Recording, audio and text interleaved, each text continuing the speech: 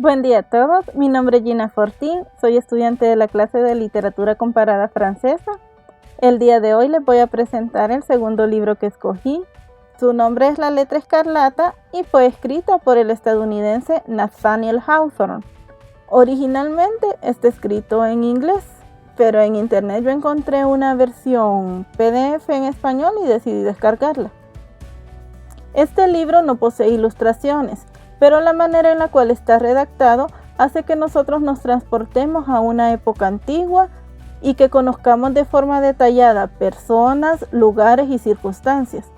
También es posible que este libro remueva los sentimientos de muchos lectores porque nos recuerda que en la vida muchas veces nosotros podemos ser jueces y criticar los errores de los demás, pero también podemos ser víctimas de las consecuencias de nuestras equivocaciones y sufrir. Esta versión del libro tampoco nos presenta una casa editorial porque fue extraído de internet del sitio web ovenspace.com.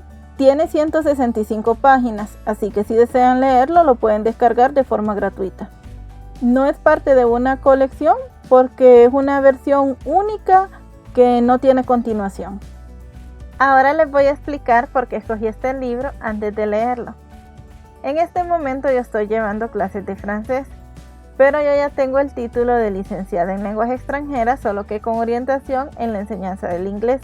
Cuando yo estaba llevando la clase de cultura y civilización inglesa con la licenciada María Mondragón, ella nos explicaba que la sociedad puritana antigua se regía por normas muy estrictas. Esto quiere decir que lo que era malo ante los ojos de los hombres era castigado de una manera rígida, que muchas veces venía a ser un poco extremista. Para que tuviéramos una mejor comprensión de lo que se nos explicaba, ella nos sugirió que leyéramos La letra escarlata. En aquel entonces yo no lo hice porque creí que lo íbamos a hacer en alguna de las clases de literatura, pero realmente nos dedicamos más al análisis de textos literarios, calcular la métrica de ciertos poemas y realizar obras de teatro. Si bien es cierto que leí varias historias, ninguno de los maestros me pidió que leyera La letra escarlata. Ahora que estoy llevando la clase de literatura comparada francesa, me fue asignada la lectura de una obra francesa y una no francesa, y yo consideré que esta era la oportunidad para leer esta gran novela. Antes de pasar a la obra, me gustaría brindarles un poco de información sobre el autor. Como ya les había dicho, su nombre era Nathaniel Hawthorne. Él nació el 4 de julio de 1804 en Salem, Massachusetts, Estados Unidos, y murió el 19 de mayo de 1864 en Plymouth. Un evento que marcó mucho a su familia fue el hecho de que cuando su abuelo William Hawthorne era juez, cometió una injusticia con una mujer que era considerada una bruja. Para desligarse de ese acontecimiento, de su apellido y de ser ligado con sus ancestros, a la edad de 20 años, Nathaniel decidió agregar la letra W a su apellido, pasando de Hawthorne a Hawthorne. Su madre era Elizabeth Manning y su padre Nathaniel Hawthorne. Él era un capitán de la marina que murió en el año de 1808 a causa de la fiebre amarilla. Con la pérdida de su esposo, la señora Hawthorne se volvió tan depresiva que empezó a descuidar a sus hijos, ya que se la pasaba todo el tiempo encerrada, y no se volvió a casar porque sus creencias eran demasiado puritanas. Nathaniel regresó a Salem para estudiar. Con el tiempo empezó a escribir así pequeños cuentos e historias que fueron alabadas y criticadas. Al darse cuenta de que no tenía fama como escritor, llegó a la conclusión de que él no iba a vivir de la pluma. Pero tuvo la suerte de que su amigo Franklin Pierce, quien era candidato para la presidencia de los Estados Unidos, fue electo. Gracias a ello, Nathaniel obtuvo un puesto en el consulado de Liverpool. Su revelación como escritor se dio en el año de 1850, cuando publicó La letra escarlata, ya que se vendieron muchos ejemplares. Esta obra cautivó el corazón de muchos, relatando la historia de una mujer que tuvo que llevar su culpabilidad en el pecho. Más adelante van a entender por qué. En lo que se refiere al contexto histórico en el que vivió Nathaniel Hawthorne, él perteneció al siglo XIX, o sea, la época contemporánea. Durante este tiempo se produjeron muchos fenómenos que cambiaron el rumbo de la humanidad. Por ejemplo, la población mundial se duplicó. Esto hizo que se produjeran muchas inmigraciones entre los diferentes continentes, países o regiones. Es decir, que las personas que habitaban en la zona rural comenzaron a trasladarse a la zona urbana. La industrialización superó a la mano de obra, ya que comenzaron a producirse muchas máquinas y utensilios que facilitaban la vida cotidiana. Por ejemplo, la máquina de coser, la bicicleta, los electrodomésticos y la cámara fotográfica. En lo que se refiere a su lugar de origen, o sea, los Estados Unidos, en este país también se produjeron muchos cambios significativos. La creación del telégrafo y el ferrocarril facilitaron la distribución mercantil. El hecho de que surgieran nuevos emprendedores contribuyó a la mejora de su economía y este fenómeno se sigue produciendo aún hoy en día. Como todavía no se había inventado la refrigeración, Alaska era una buena inversión para la comercialización de hielo. Pero los rusos también querían comprarla porque ellos querían vender el marfil de las morsas. Al final, los Estados Unidos compraron Alaska gracias a las negociaciones que William Seward hizo con Alejandro II. Ahora vamos a conocer los personajes de esta historia. Quiero comentarles que el libro los presenta de forma misteriosa. Entonces quiere decir que uno va entendiendo, deduciendo y sacando conclusiones a modo que los descubre y conoce el papel que juega cada uno de ellos. Yo sé que cada lector piensa de forma diferente, entonces, según lo que yo entendí, voy a explicárselo desde mi punto de vista. Nuestra historia, La Letra Escarlata, se divide en personajes primarios, secundarios y terciarios. Vamos a comenzar con nuestra personaje principal. Ella es Esther Prynne. La historia gira siempre alrededor de ella. Es la mujer que lleva la culpabilidad en el pecho. Esa culpabilidad se representa con un símbolo. Ese símbolo es la letra A. Ella siempre debe de llevar esa letra A. Las personas tienen que saber quién es Esther Prynne. Y quien no lo sabe se va dando cuenta poco a poco porque los demás se encargan de informar cuál es el motivo por el que ella carga esa letra y dan a entender por qué no ser como ella. Esther estaba casada con el señor Rogerio Chillingworth. Él era un anciano de un carácter muy peculiar. Le llevaba varios años a Esther. Podemos destacar que este hombre amaba el estudio. Él se encerraba para cultivarse, pero su deseo de aprender lo llevó más allá de la teoría a la práctica. Y llegó un momento en el que él abandona a Esther y decide ir a recorrer la naturaleza, pues en su ausencia, Esther se enamora del reverendo Dimmesdale. Arturo Dimmesdale era un reverendo. Él era un ejemplo para la sociedad que no conocía su secreto. Para que me entiendan mejor, Esther y el reverendo Dimmesdale tuvieron una relación secreta que lastimosamente tuvo consecuencias. Y es aquí donde aparece Perla. Perla era una hermosa niña que, a pesar de haber llevado una vida tan solitaria, era muy viva. Era tan preguntona que a veces fastidiaba o atormentaba a Esther. Por la forma en que Perla vino a este mundo, Arturo Dimmesdale, su padre, la vio crecer desde lejos. Llega un momento en la historia en que Rogerio y el reverendo Dimmesdale crean un vínculo y se vuelven amigos, vamos a decirlo entre comillas, ya que, por decirse así, el reverendo cayó en las manos de Rogerio.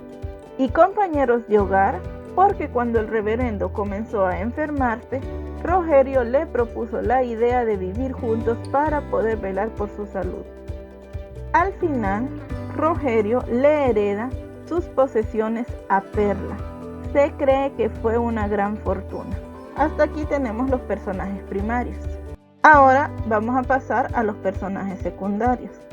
Tenemos al gobernador Bellingham. Él era un mandatario que tomaba decisiones muy importantes. Pero como en los tiempos antiguos la opinión de la iglesia importaba bastante, él siempre le pedía consejos al reverendo. Luego tenemos a la señora Higgins. Ella era mal vista ante esta sociedad porque la consideraban una bruja. Es posible que lo fuera porque ella se iba a internar al bosque para hablar con seres extraños. Tenía una capacidad para mirar en la mente de los demás y discernir si estaban fallando, a tal modo que los podía acusar sin compasión, pues la relación que ellos tienen es una relación familiar, o sea que ellos eran hermanos, unos hermanos muy conocidos en aquel pequeño lugar. Para terminar, vamos a mencionar a los personajes terciarios. Ellos son los famosos puritanos y puritanas de Boston, los cuales vivían juzgando y criticando. Vamos a categorizarlos como los santos, los que no quebraban ni un plato, los limpios de corazón y todos los calificativos que yo, como lectora, les dedicaría de forma sarcástica a toda esta sociedad hipócrita representada en esta historia. A continuación les voy a presentar un pequeño resumen de la historia. Cabe mencionar que el autor la adaptó al siglo XVII y tuvo lugar en Boston, la capital del estado de Massachusetts. Esta obra consta de una introducción y 24 capítulos, de los cuales el último sirve de referencia para que el lector saque sus propias conclusiones. Antes de todo, me gustaría hacer una pequeña observación. La introducción podría ser omitida ya que esta no forma parte del trama de la historia, pero por respeto al autor y considerando que él mismo expone sus razones para agregarla, yo también voy a incluirla en esta presentación. Después dividiré los siguientes 23 capítulos en 3 partes a las cuales llamaré etapas. Y finalizaré con el capítulo 24 para exponer los últimos eventos y el final de la historia. En la introducción, Nathaniel Hawthorne nos describe la aduana, la cual fue su lugar de trabajo. De esta manera, él trata de relatar una etapa de su vida para crear un contacto con el auditorio. Aquí describe la cercanía que tuvo con ciertos marineros de diversas edades y las historias que ellos le contaban. Un día él se dirige al segundo piso de la aduana, exactamente a una habitación donde habían unos barriles llenos de documentos oficiales. Decide darles una mirada y encuentra un paquete que despertó mucho su curiosidad. Contenía el nombramiento del inspector Pugh. Luego llamó mucho su atención un paño de color escarlata que parecía tener la forma de la letra A. Él aseguraba que este era el adorno de un vestido que pudo haber pertenecido a una persona muy distinguida. Consideró que la letra debía investigarse. Nathaniel, al tomar la letra escarlata y colocarla sobre su pecho, sintió un calor abrasante similar al de un hierro candente que lo hizo estremecer y tirarla al suelo. Él asegura que es posible que los lectores no le crean. Continuó revisando los papeles y descubrió unos folios que describían la historia de una tal Esther Prynne. Se puso muy melancólico. Evidentemente él sentía deseos de escribir, pero su trabajo rutinario no le ayudaba a despertar su imaginación. Con respecto a su cargo político, este lo mantenía intranquilo ya que sabía que podía perderlo al haber cambio de gobierno. Lastimosamente sus temores se volvieron realidad, pero como no hay mal que por bien no venga, gracias a este suceso, él retomó su sueño de convertirse en un escritor reconocido. Etapa 1. ¿Cómo sucedieron los hechos? Esta historia comienza en las puertas de la prisión, dándose por sentado la cárcel de las cercanías de Cornhill. Se veían las delicadas flores que la embellecían, como si la naturaleza se apiadara de los reos. Las miradas se dirigían hacia una puerta de madera con puntas de hierro, porque de ahí saldría algún condenado a ejecución. Esther Prynne, una hermosa mujer, es trasladada a la plaza del mercado para ser exhibida ante la multitud en el cadalso. Ella cargaba en sus brazos a su pequeña niña. Las mujeres que se categorizaban como puritanas la insultaban sin compasión. En cambio, los hombres pedían que se tuviera piedad de ella. Peculiarmente, su vestido estaba adornado con la letra A de color brillante y bordado con letras de oro. Por el hecho de haber tenido una hija cuando su esposo andaba de viaje, se convirtió en adúltera. He aquí el significado de la letra A. Esta escena es presenciada por el gobernador Bellingham, el reverendo Dimmesdale y el reverendo Wilson, el cual los persuade de obligar a Esther a revelar el nombre de su amante, pero ella se niega rotundamente. Entre toda esa multitud, Esther se siente acosada por las miradas intrigantes de un anciano. Con el tiempo, se supo que este anciano era un médico que venía del extranjero para servir en este pequeño pueblo.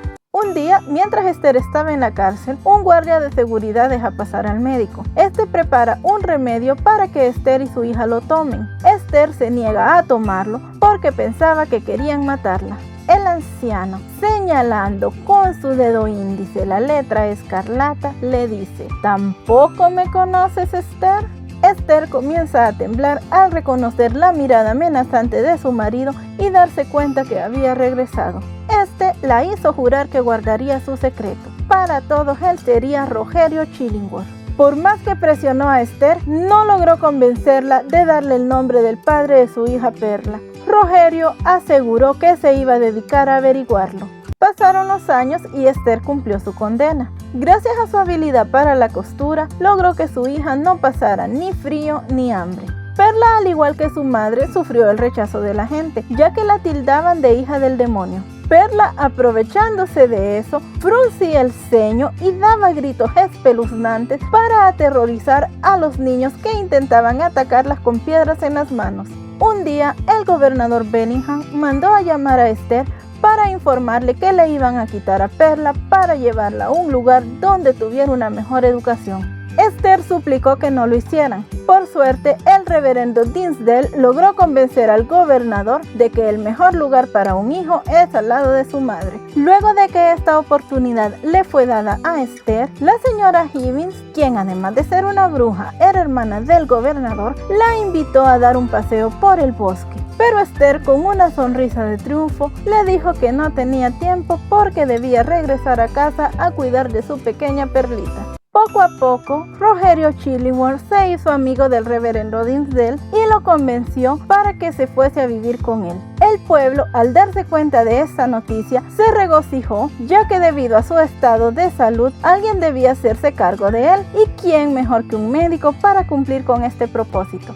Lastimosamente, nadie conocía las oscuras intenciones que motivaban a Rogerio Chillingworth. Preparaba remedios y pociones para debilitar al reverendo. Su semblante había cambiado, cada vez se le miraba más triste. El anciano había logrado que su culpabilidad lo llenara de dolor y angustia. El recuerdo de su pecado lo seguía persiguiendo. Para desahogarse, él profesaba en sus sermones que se sentía un hombre tan impuro que no merecía el perdón de Dios.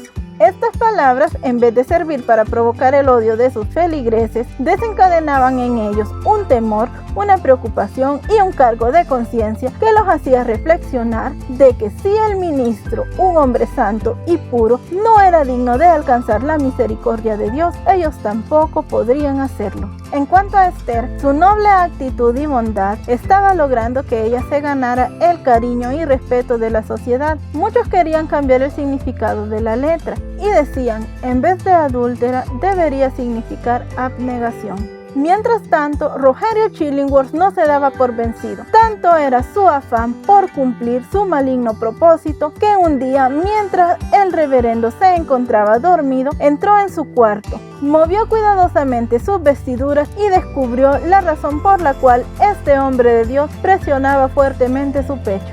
Etapa 2. Nunca es tarde para luchar. Esther se arma de valor y enfrenta a Rogerio Chillingworth. Le dice que está cansada de sostener el juramento hecho hace 7 años. Ella intenta ablandar el corazón de aquel anciano, pero este no se conmueve porque su deseo de culminar su cruel venganza lo consume. Esther comienza a sentir odio y le confiesa lo arrepentida que está de haber sido su esposa. El tiempo transcurría lentamente. Perla se estaba acostumbrando a ver el símbolo cargado por su madre, que un día hizo una letra A con algas marinas y la colocó sobre su pequeño pecho, creyendo que ella también debía de portarla. Esther quería saber si la niña conocía el por qué su madre siempre adornaba sus vestidos con esta singular letra, a lo que ella le contesta, por la misma razón que el reverendo lleva su mano a su pecho. Esther decide no confrontarla y continúa guardando su secreto. Entre tantos paseos por el bosque, un día, después de haber jugado con los rayos del sol, Perla le confiesa a su madre que tenía miedo del hombre negro porque la señora Higgins le había contado que éste había colocado una mancha en el pecho del reverendo, la cual seguramente le causaba dolor porque siempre llevaba su mano a su pecho. Perla quería entender el motivo por el cual el reverendo la llevaba por dentro y no por fuera. Cuando las preguntas o comentarios de la niña incomodaban a Esther, ella le decía que aprovechara a jugar cerca del arroyuelo. Esther notó que el reverendo se acercaba y comenzó a gritarle. Él se sorprendió al darse cuenta que era la voz de Esther. Se sentaron juntos en el tronco de un árbol lleno de musgo, donde ya antes Esther se había sentado con Perla. Comenzaron a contar sus penas. Esther tomó la mano fría del reverendo y le confesó que era inmensamente infeliz. Por esta razón, le pidió que ya no siguiera siendo duro consigo mismo. Más tarde le confesó que el enemigo vivía bajo su mismo techo, ya que su marido era el médico Rogelio Chillingworth. Al oír esto, llevó su mano sobre su pecho. Sentía un dolor en su alma, pero al mismo tiempo comprendía que debía tener compasión por él. Esther le dijo que debía de cuidarse. Luego le pidió perdón repetidas veces, pero el ministro se negaba. Tanta fue la insistencia de Esther que el reverendo se acordó que él también era pecador y accedió a perdonarla. Esther le suplicó que se alejara de Rogelio. Esther retiró la letra escarlata de su vestido y la tiró cerca del arroyuelo. Soltó sus cabellos y comenzó a sentir paz. Una sonrisa inundó su rostro. Dirigió su mirada hacia el ministro y le dijo: «Tienes que conocer a Perla, nuestra Perlita, ella te amará». Esther comenzó a gritarle a la niña. Ella se aproximaba lentamente cargando la letra escarlata. Esther complació el capricho de su hija. Volvió a colocarse la letra sobre su pecho y acomodó sus cabellos. La actitud de la niña no era la mejor. El reverendo besó su frente y ella fue corriendo al riachuelo para lavársela. Arturo Dimmesdale comprendió que poco a poco se ganaría el cariño de su hija. Luego de haber hablado, Esther y el reverendo se llenaron de valor y decidieron que iban a huir junto con la niña. El reverendo siguió su camino. Al llegar a la ciudad, los malos pensamientos comenzaron a invadir su cabeza. Hizo un mal gesto al pasar frente a un santo ministro. Pronunció palabras indebidas a una viuda. Por suerte, ella no lo notó y le sonrió. Una santa doncella también quiso sonreírle, pero él tapó su cabeza con su capote. Al sentirse ignorada, la voz de su conciencia le reprochó sus faltas. Al día siguiente, realizó sus quehaceres toda cabizbaja y con los ojos llorosos. El reverendo se dolía por su forma de actuar, pero aún así continuó su camino. Al notar su presencia, la señora Higgins, cuya reputación era de hechicera, se atravesó por su camino. Como si pudiera leer sus pensamientos, fijó su mirada en el rostro del ministro y le recordó el encuentro que había tenido con Esther y Perla en el bosque. El reverendo trató de negarlo y la señora Higgins se carcajeaba. Al llegar a su casa, miró con cautela a su enemigo Rogelio. Este insistió en darle sus remedios. El reverendo le dijo de forma sutil que ya no se preocupara por él. Le expresó que se sentía mejor y le agradeció por sus servicios. Etapa 3. Tiempo de reconocer que se ha pecado. Cuando un nuevo gobernador era electo, el pueblo estaba de fiesta. Esther y Perla fueron a la plaza del mercado. A pesar de que Esther seguía usando su vestido gris pálido, su rostro lucía diferente. Muchos empleados tenían permiso de faltar a sus trabajos. Se encontraba una cuadrilla de indios, unos marineros y los puritanos con sus capas negras y sombreros puntiagudos. Todo el pueblo esperaba el comienzo de la procesión. Los magistrados y ciudadanos se dirigían a la iglesia como era de costumbre para escuchar el momento en el cual el reverendo predicaría el sermón de la elección. La banda de música sonaba sin parar en completa armonía. Perla comenzó a palmotear, pero luego se dejó llevar por la música. A esta banda le seguía la escolta militar. El reverendo Dimmesdale avanzaba con paso firme. Esther se entristecía al creer que todo esto era una ilusión. Perla señalaba insistentemente al reverendo y le preguntaba a su madre si este hombre era el mismo que había besado su frente cuando ellas estaban en el bosque. Esther le pidió que guardara silencio. La señora Higgins se acercó a Esther para recordarle lo sucedido. Su intención era atormentarle su alma. Ella se carcajeaba al oír que Esther negaba los hechos. La gente huyó de la presencia de la bruja. Aún así, siguieron murmurando. Luego del sermón, los oyentes estaban admirados. El reverendo provocó en ellos un sentimiento de melancolía al expresarles que pronto dejaría este mundo. La procesión continuó dirigiéndose nuevamente a la plaza del mercado.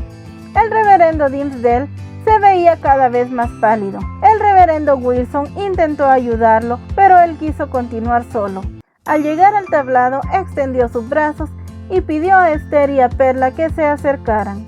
Esta vez, Perla no dudó en abrazar sus rodillas con sus bracitos. Rogelio Chillingworth quería detener este acontecimiento. Le dijo en voz baja al ministro: «Detente, ¿qué intentas hacer? Aleja a esta mujer y a su hija». El reverendo le contestó: «Con la ayuda de Dios me libraré de tus garras». El ministro estaba decidido a tomar la parte de vergüenza que le correspondía. Sostenido de Esther y tomado de la mano de Perla, exclamó: «Vosotros que me habéis amado y me creéis un santo, mirad al más grande pecador». Luego desnudó su pecho y mostró su marca. Era una letra A que parecía haber sido hecha con fierro. Desgarró su banda eclesiástica y todo quedó revelado. Después cayó desplomado sobre el cadalso. Chillingworth gritó: «Has logrado escaparte de mí». El reverendo respondió: «Que Dios te perdone, tú también has pecado gravemente». Después de que Perla le concedió el último beso, el reverendo se despidió de Esther. Luego le rogó a Dios que se hiciese su santa voluntad. Al terminar su clamor, exhaló su último aliento. Conclusión: la gente estaba verdaderamente atónita. Muchos recordaban este evento, pero a la hora de contarlo las versiones variaban. La mayoría recordaba haber visto la letra escarlata impresa en la carne del reverendo. Lo que nadie podía afirmar era desde cuándo la llevaba. Unos decían que desde el mismo día que Esther, otros que desde que lo atendió el médico, otros creían que este símbolo era efecto del remordimiento, y otros pensaban que esta tortura corporal era parte de las penitencias del ministro. Nathaniel le propone al lector que crea la teoría que más le agrade. Al cabo de un año, Rogelio Chillingworth falleció. Su fortuna pasó a manos de Perla, la cual se convirtió en la heredera más rica de su época. La historia de la letra escarlata se volvió una leyenda. La cabaña donde habitaban Esther y su hija infundía un respetuoso temor. Perla se estableció en otro lugar. Las comadres de aquel tiempo y el administrador de la aduana, el señor Pooh, sí, el mismo que motivó a Nathaniel Hawthorne a escribir esta novela, aseguraban que Perla, además de estar viva, estaba felizmente casada y siempre recordaba la historia de su madre. Como Esther no era egoísta, muchas mujeres se acercaban a ella para pedirle consejos. Después de unos años, Esther murió y fue enterrada en el mismo cementerio que el ministro, dejando un espacio entre ellos como para que el polvo de sus tumbas no se mezclara. Ahora voy a leerles un pequeño fragmento que se encuentra en el capítulo 17, página 124, el cual llamó mucho mi atención porque contiene palabras de ánimo dichas por Esther al reverendo Dimmesdale que podrían dedicársele a una persona que sufre o está triste porque ha cometido un error. Comiénzalo todo de nuevo. ¿Has agotado por ventura todas las posibilidades de acción en el fracaso de una sola prueba? De ningún modo. El futuro está aún lleno de otras pruebas y finalmente de buen éxito. Hay aún felicidad que disfrutar. Hay mucho bien que hacer. Cambia esta vida falsa que llevas por una de sinceridad y de verdad. Si tu espíritu te inclina a esa vocación, sé el maestro y el apóstol de la raza indígena, o, pues acaso se adapta más a tu naturaleza, sé un sabio y un erudito entre los más sabios y renombrados del mundo de las letras. Predica, escribe, sé hombre de acción. Haz cualquier cosa excepto echarte al suelo y dejarte morir. Para terminar, esta historia me deja una gran lección, ya que me recuerda que no debo juzgar a los demás, que no debo andar repitiendo lo que se murmura de alguien y que debo de tener presente que todos somos seres humanos, que todos cometemos errores y que todos tenemos derecho a una segunda oportunidad.